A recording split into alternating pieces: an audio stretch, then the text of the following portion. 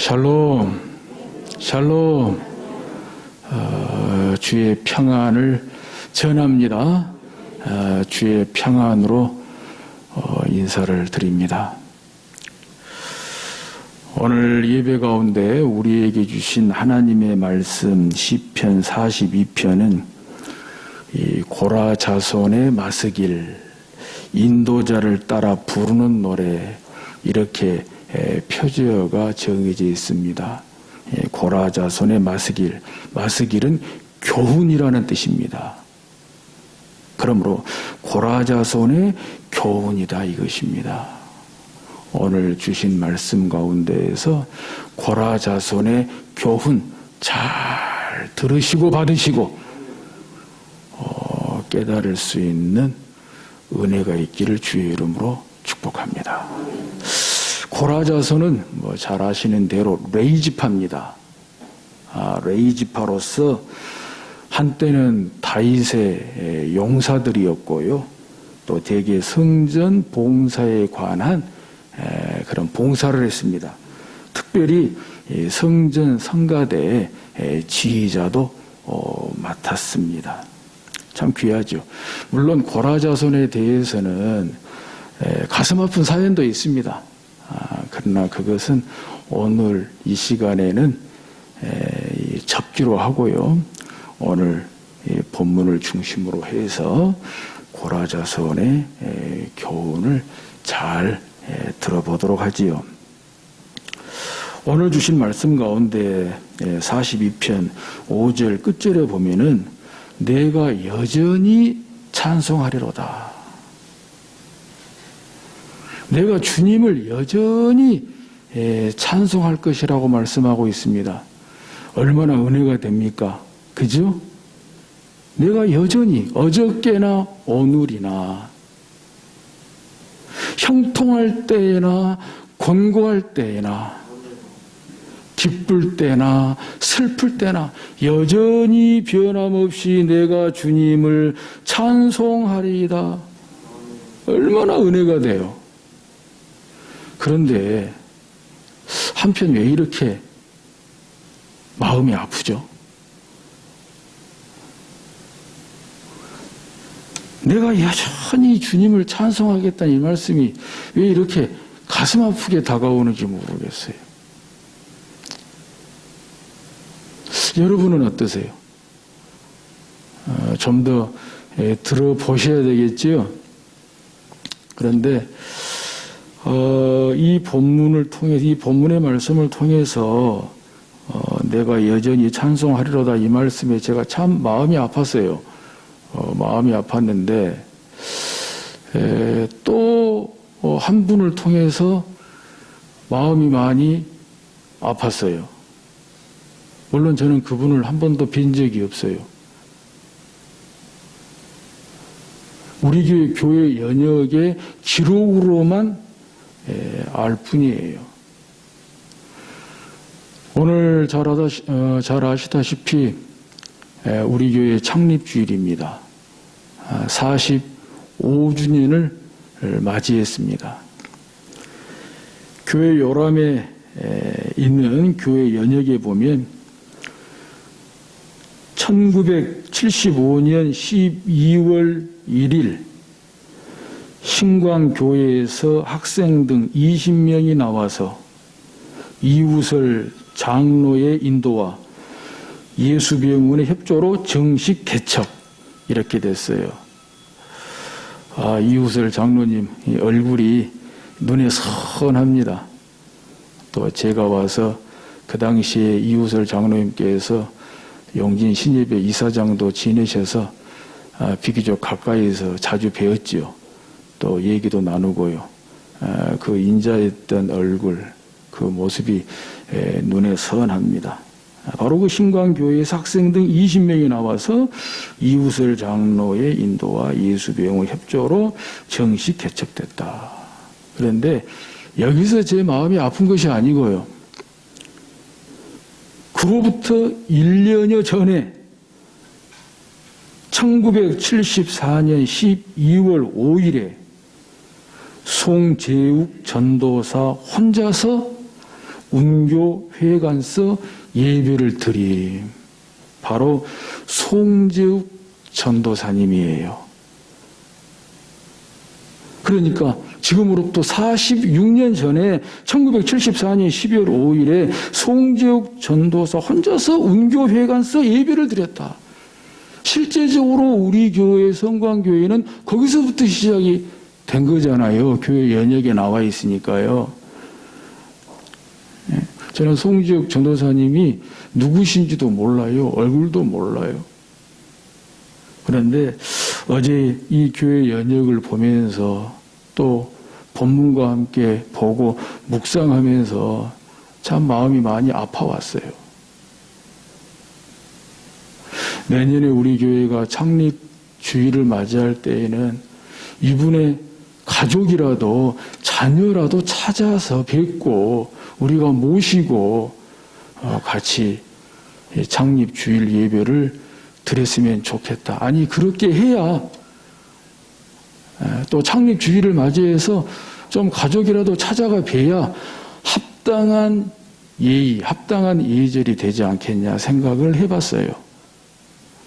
그때 그분이 어떤 마음으로 예배당도 아닌 마을 회관에서 제가 전에 듣기로는 우리 사투리로 가마니 깔고 가마떼기 깔고 예배를 드림으로 시작했다고 하는데 또 어떤 연유로 어떤 상황에서 또 떠나셨는지 모르겠습니다만 그때 그 마음이 어땠을까? 운교 마을 회관에서 가만히 깔고 무릎 꿇고 예배를 드릴 때 그 마음은 어떤 마음이었을까? 진짜 이 마음이 아니면 어떻게 그렇게 할 수 있었을까 싶으니까 내가 여전히 주를 찬송하리이다. 이 마음이 아니면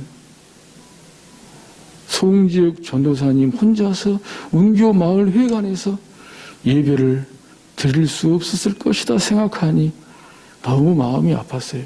이건 인간적으로 마음이 아픈 것이 아니라 유행가 가사 중에는 너무 아픈 사랑은 사랑이 아니었음을 하지만 너무 아픈데 사랑이 느껴지는 거 있죠. 송재욱 전도사님 생각하니까 너무 아픈데 사랑이 느껴지는 것 있죠. 주님의 사랑이 느껴지는 것 있죠. 복음에 대한 열정이 느껴지는 것 있죠. 오늘 교회 창립 주일의 예배 가운데 이런 감사, 이런 감사를 회복하실 수 있기를 주의 이름으로 축복합니다. 자, 그러면 다시 처음으로 돌아와서 왜 고라자손이 내가 여전히 찬송하겠다고 주를 찬송하겠다고 하는데 왜 제 마음이 아플까 이거예요. 바로 그 이유가 42편 3절 4절에서 어렴풋이나마 느껴볼 수가 있습니다. 42편 3절에 보니 사람들이 종일 내게 하는 말이 내 하나님이 어디 있느냐 하오니 내 눈물이 주야로 내 음식이 되었도다. 고라자손은 레이집하다 그랬습니다. 성전 봉사하는 사람이다 그랬습니다.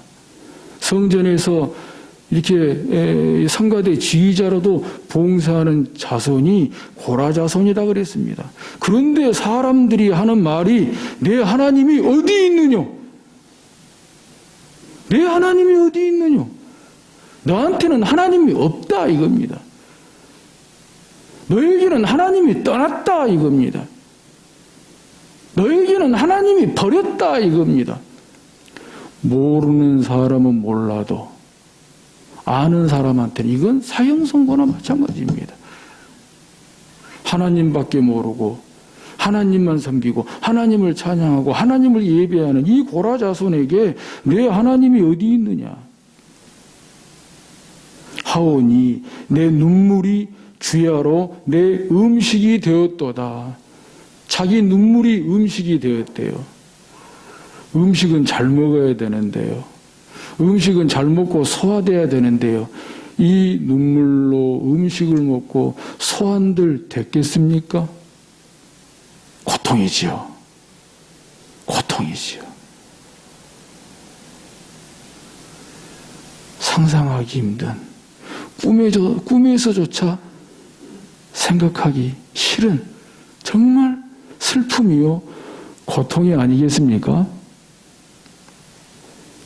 어디 그뿐입니까? 42편 4절에 보면 내가 전에 성의를 지키는 무리와 동행하여 기쁨과 감사의 소리를 내며 그들을 하나님의 집으로 인도하였더니 이제 이 일을 기억하고 내 마음이 상하는도다. 아니, 어쩌면 이럴 수가 있어요. 내가 전에 성의를 지키는 무리와 동행하여 기쁨과 감사의 소리를 내며 그들을 하나님의 집으로 인도하였더니 이 얼마나 아름다운 추억입니까? 얼마나 아름다운 추억입니까? 그런데 이거조차 내 마음이 상하는도다. 이 아름다운 추억조차 가슴이 미어진다는 거예요. 슬픔이라는 거예요. 고통이라는 거예요. 그런데 그럼에도 불구하고 이 고라자손은 내가 여전히 찬송하리로다. 슬픔 가운데 있을지라도, 고통 가운데 있을지라도, 흔들리는, 요동치는 바다와 같은 상황 가운데 있을지라도 내가 여전히 주를 찬송하리로다 하고 있다는 거예요. 이제 좀 가슴이 아파오십니까? 저와 좀 공감이 되십니까? 그러면서 이 고라자손이 죽기 살기로 사력을 다해서 여전히 주님을 찬송하려고 몸부림치고 있는 것을 볼 수 있습니다. 누구보다 무엇보다 자신과의 싸움, 영적인 싸움을 하고 있는 것을 찾아볼 수가 있습니다. 42편 1절에 하나님이여 사슴이 시냇물을 찾기에 갈급함같이 내 영혼이 주를 찾기에 갈급하니이다. 하나님이여 사슴이 시냇물을 찾기에 갈급함같이, 여기에서 사슴은 암사슴을 가리킵니다. 암사슴. 여러분 한번 상상해 보십시오. 암사슴입니다. 그것도 새끼를 뵌 암사슴입니다. 그런데 물이 필요합니다. 그런데 물이 한 방울 없습니다. 그것도 광야에서 땅이 쩍쩍 갈라지는 가운데에서 새끼를 뵌 암사슴이 물을 찾고 있다는 거예요. 그 간절함이, 그 절실함이, 그 절박함이 어느 정도이겠습니까? 바로 그 표현이에요. 하나님이여 사슴이 시냇물을 찾기에 갈급함같이 새끼를 뵌 암사슴이 광야의 땅이 쩍쩍 말라 갈라진 상황 속에서 물을 찾기에 갈급함같이 내 영혼이 주를 찾기에 갈급하니이다. 이런 시간이 될 수 있기를 바랍니다. 내 영혼이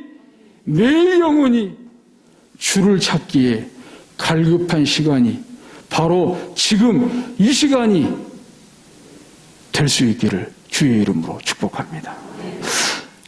42편 2절에도 내 영혼이 하나님 곧 살아계시는 하나님을 갈망하나니 내가 어느 때에 나아가서 하나님의 얼굴을 배울까. 내 영혼이 하나님 곧 살아계시는 하나님을 갈망하나니 내가 어느 때에 나아가서 얼굴을 배울까? 어느 때에 나아가서 하나님을 예배할까? 어느 때에 나가서 하나님을 찬양할까? 다시 한 번 더 원하고 기도하고 바랍니다. 다시 한 번 축복합니다. 이렇게 하나님을 예배하고 싶은 시간이, 이렇게 하나님을 찬양하고 싶은 시간이 바로 지금 이 시간이 되시기를 주의 이름으로 축복합니다. 어디 그뿐입니까? 42편 5절 전반부에 내 영혼아 내가 어찌하여 낙심하며 어찌하여 내 속에서 불안해하는가 너는 하나님께 소망을 두라. 내 영혼아 내가 어찌하여 낙심하며 어찌하여 내 속에서 불안해하는가. 누구의 문제가 아닙니다. 무엇의 문제가 아닙니다. 바로 나의 문제입니다. 나 자신의 문제입니다. 내 영혼의 문제입니다. 내 영혼아 내가 어찌하여 낙심하며 어찌하여 내 속에서 불안해하는가. 사람들이 종일 이 고라자손에게 내 하나님이 어디 있느냐? 너에게 하나님은 없다. 너에게 하나님은 떠났다. 하나님은 너를 버렸다. 비방하는 말, 험담하는 말, 저주하는 말, 그것이 문제가 아니라는 거예요. 그런 사람들이 문제가 아니라는 거예요. 그런 말들이 문제가 아니라는 거예요. 문제는 바로 나 자신이라는 거예요. 내 영혼의 문제라는 거예요. 내 영혼의 문제. 내 영혼에 사탄 마귀가 낙심을 주며 내 영혼에 사탄 마귀가 불안하게 하며 이것이 문제라는 거예요. 믿음의 성도 여러분, 이런 경험을 하십니까? 어떤 누구의 문제가 아니라 어떤 환경이 어떤 상황의 문제가 아니라 사탄이 나에게 낙심을 주고 사탄이 나를 불안하게 하고 사탄이 나를 두려워하게 하는 것, 이런 영적인 경험 해보십니까? 그런 거 있어요. 그래서 영적인 문제라는 거예요. 모든 문제는 영적인 문제로 귀결됩니다. 모든 문제는 영적인 전쟁으로 귀결이 되는 것입니다. 그래서 무엇보다 나 자신과의 싸움에서 이겨야 되는 거예요. 나 자신과 사탄과의 전쟁에서, 영적 전쟁에서 이겨야 되는 거예요. 그래서 내가 나에게 명령해야 돼요. 내 영혼아, 내가 어찌하여 낙심하며 어찌하여 내 속에서 불안해하는가? 내 속에서 낙심하는 것들은 떠나라. 내 속에서 불안해하는 것들은 떠나라. 예수 이름의 권세로, 예수 이름의 능력으로 명령해야 됩니다. 할렐루야. 그래서 너는 하나님께 소망을 두라. 그가 나타나 도우심으로 말미암아 내가 여전히 찬송하리로다.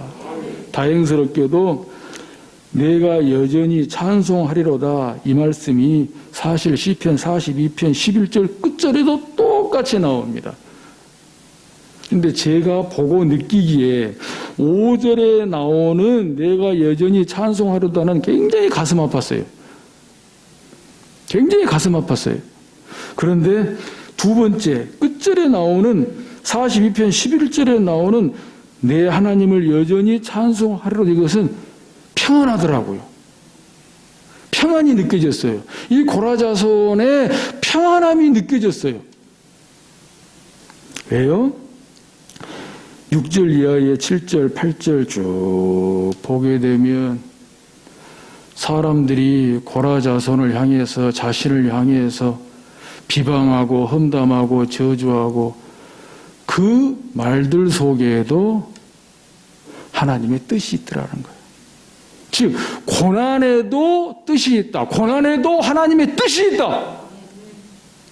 고난에도 하나님의 뜻이 있는 한 고난 가운데 하나님이 함께 하신다는 거예요.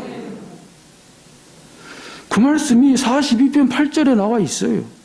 낮에는 여호와께서 그의 인자하심을 베푸시고 밤에는 그의 찬송이 내게 있어 생명의 하나님께 기도하리로다. 고난에도 뜻이 있다. 하나님의 뜻이 있다.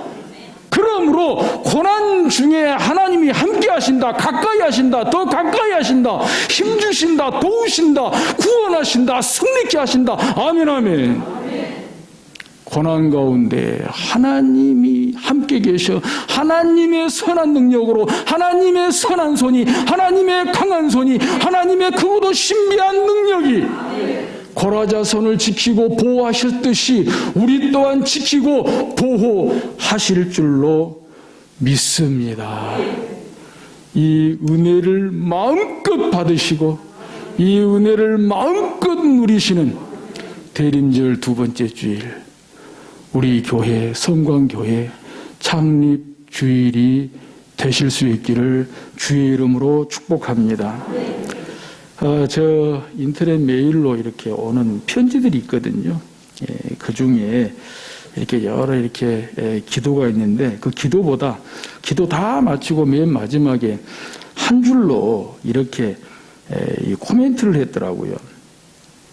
다짐은 단단히 하고 마음은 부드럽게 하라.